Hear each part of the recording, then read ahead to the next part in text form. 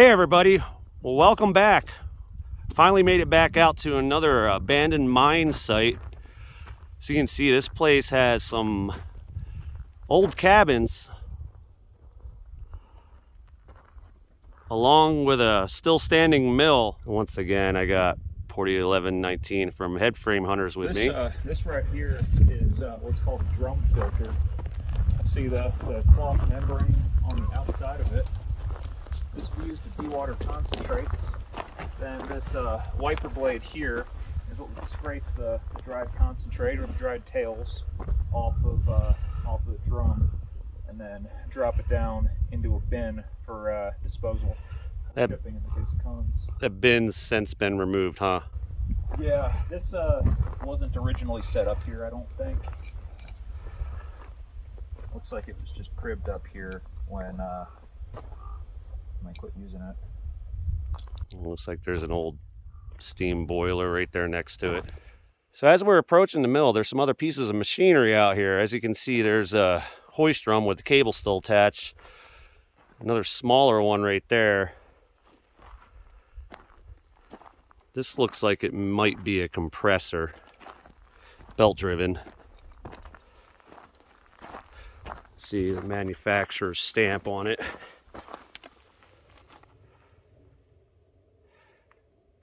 Allentown. But over here, this looks like it's a drum for a ball mill.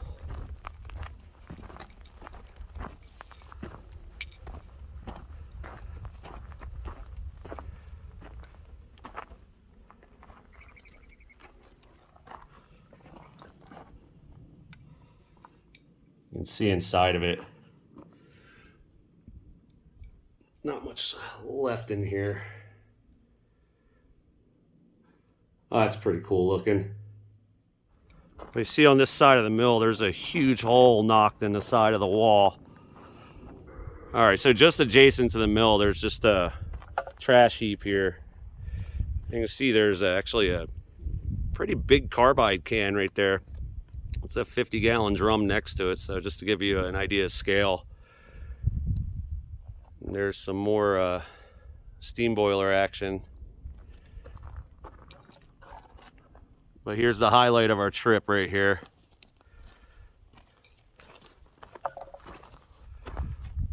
So we're on the south side of the mill, and Porty tells me this used to be a conditioner tank, a wooden tank. It had an agitator. That's that gear on top that's now tipped over. You can see the shaft, the agitator. Yeah. Oh, we might actually be able to see it. So if this would be used, this would... Oh yeah, you see it at the bottom here. This would be used for the feed for the rougher cells, so the fines from the ball mill would report to this tank.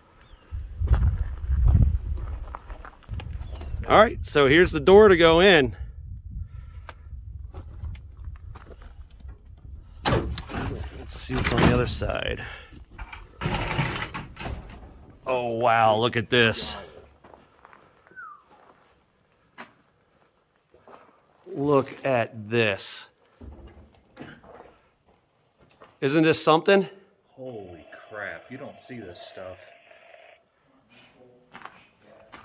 All right, let's check out some of the equipment that's left inside of this mill.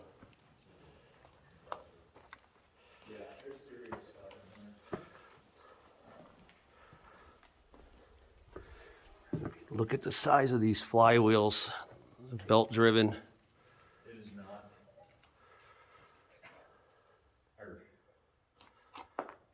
It is patented.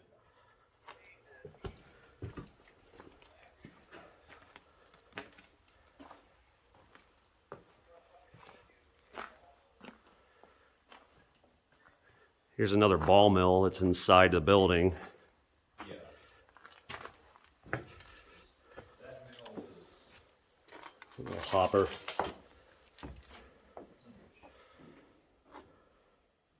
And here is a screw conveyor shaft. And here's the screw conveyor body. We'll get up there and see if we can take a look at those flotation cells up there.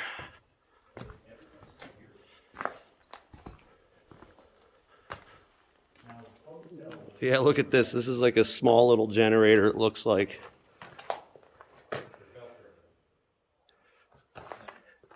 crank start, hand crank start. And there's the generator. Look at that. It's a motor-driven mill. Wow. This looks like a kiln of some sort. Ooh, got my light on. Get back to taking photos of this stuff.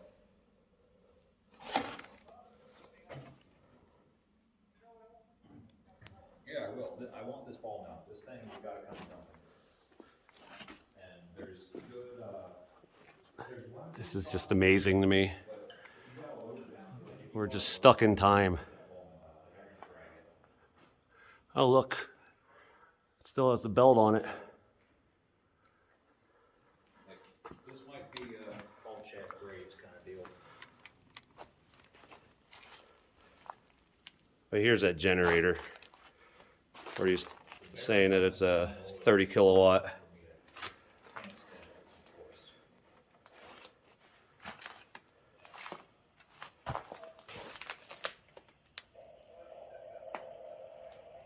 Well, here's something unusual. An unbroken light bulb. There's several of them. Usually everything made of glass is destroyed in these abandoned places, but not here. Goes to show you how far out we are. But I see a stairwell that looks pretty well intact over there, so let's see where it leads to. All right, here's the steps. Right next to it, something pretty neat. Good old Hills Brothers coffee. Still got the monk on it. The new ones, it doesn't. It's more modern font. But let's go up the stairwell. Escort motor oil. Linseed oil. Let's take a look over here in this little room off to the side first. Holy moly. This looks like a motor that belongs inside of a ship.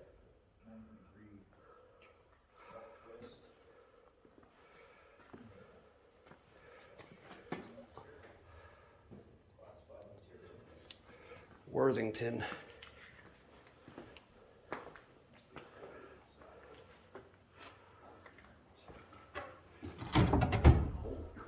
Hey, you see that?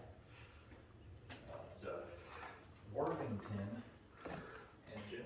Look at that. This one. What do you figure this is? That looks like don't touch right.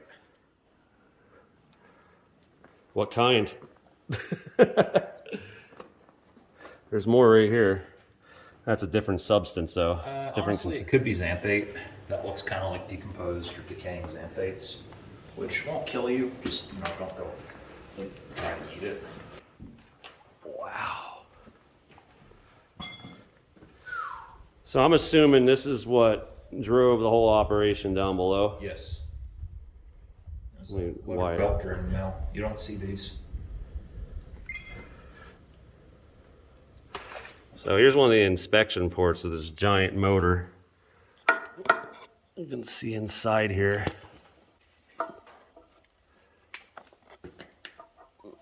Wow. Look at that. Look at the size of that. That crankshaft. Well, actually, it's actually covered, but that's the bearings. You know what they say? There's no replacement for displacement, and this thing's Right. got displacement. This is the size of a tool shed.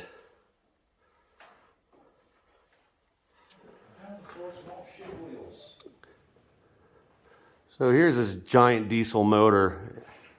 There's an exhaust going out to the exterior. But there's this unique cubby that's inside of this building. It's like completely lined with wood. There's a belt wheel right there, but you can see all these electrical wires going to this one compartment. That's kind of, well, it looks like a trapezoid, but it's actually squared off right there with a light bulb and all these insulators and wires going down, and it just stops. If it just focus, there we go. But that's pretty neat.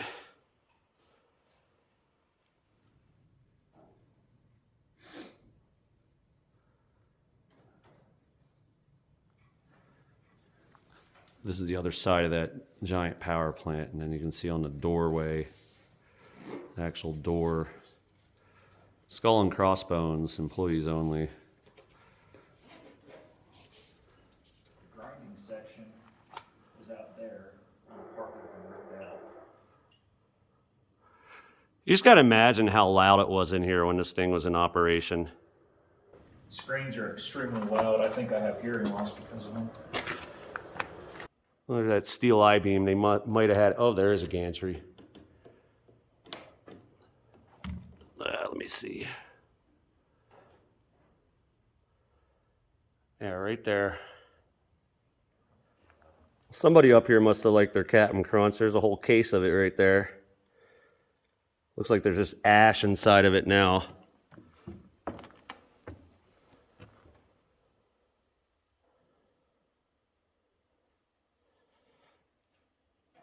Yeah, this is like a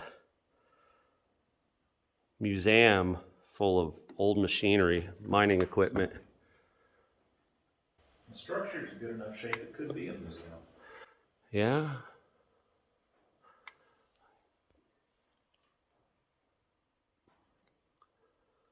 Let's take a look over here. I wonder what's at the top of that tower. I wonder what's up there. There's a ladder going up there and then another one and then a set of stairs. That's probably where it's level with the mine, huh? Yeah, probably would have brought feed in there. Yeah. There's a trestle going from the mine. At one point. All right, so I went against my better judgment and I climbed up that old rickety ladder to this platform that's exposed to the outside. I was gonna make the final ascent up to the top of the mill. What's got me sketched out is the steps are no longer inset into the side rails and are just held in by rusty nails. So I'm gonna choose not to go this final stretch because it's quite a ways down. So I'm gonna get back down to safety right now.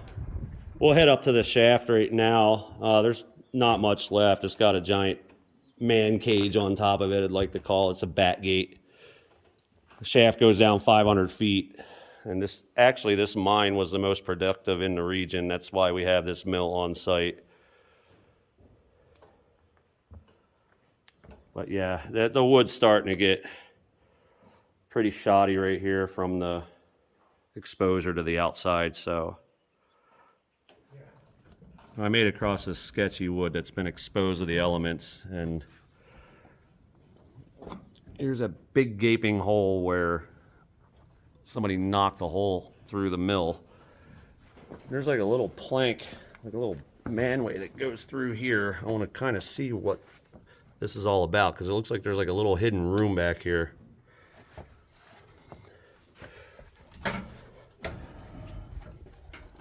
So we're back on solid concrete. Looks like it's another cyanide tin. Doesn't look like cyanide. But in here there's all, oh, it's core samples. And then we're underneath the ore bin inside of this mill. You can tell these guys like their Hills Brothers coffee out here. One telltale sign is that there's no UPC code on it. And then look, it even comes with a can opener on the bottom, which is pretty neat. Pretty good shape.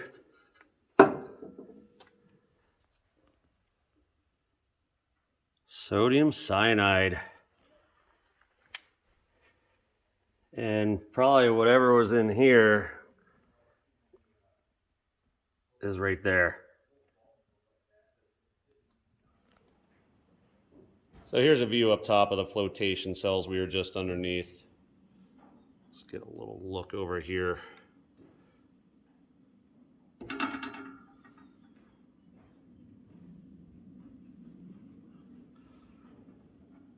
believe there's, what, 10 of them, right?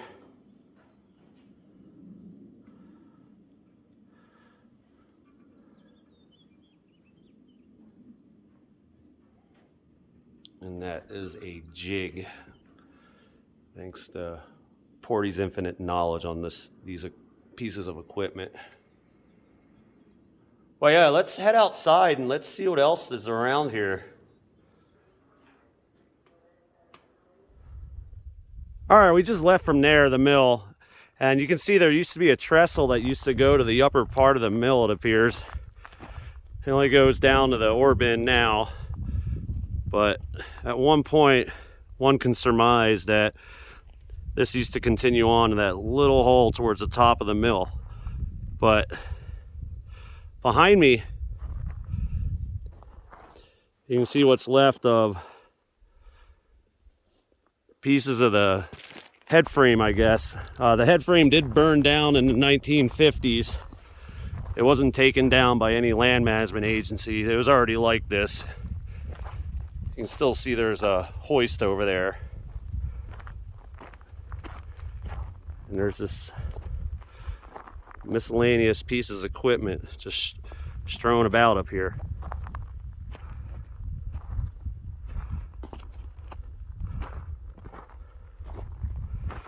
You can see remnants of the cage is still here, and wow.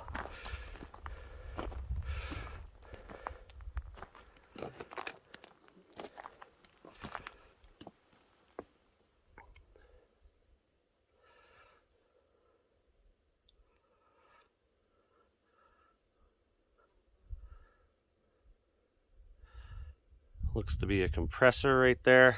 Let's get a closer look. Wow. Well, that's turning into a beehive.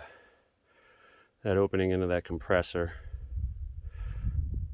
But look at this thing. This one too. Looks like the cylinder.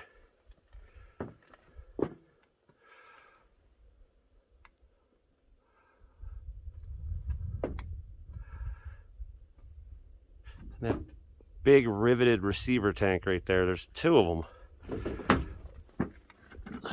But I kind of mentioned inside the mill that this was gated. Take a peek down real quick.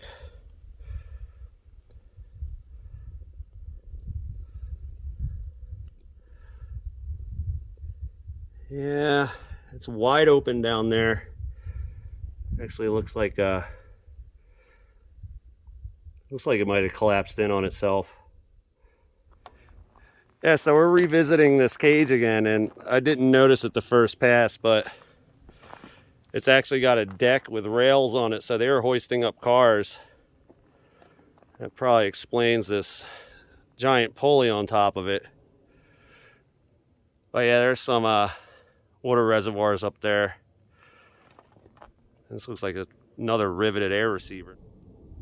So this is looking down another shaft here. Like I said earlier, this mine was the most productive in its district. It went down a total depth, I believe, 500 feet, and it had almost 10,000 feet worth of workings down below. Well, they're looking at copper, other carbonates, silver, zinc.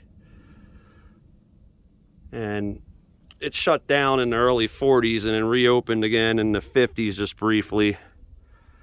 And then shut down again. But a lot of what you see here is from the very, very beginning of the time spent working this mine out. So now our next stop is to check out these homesteads, cabins, shacks, if you will.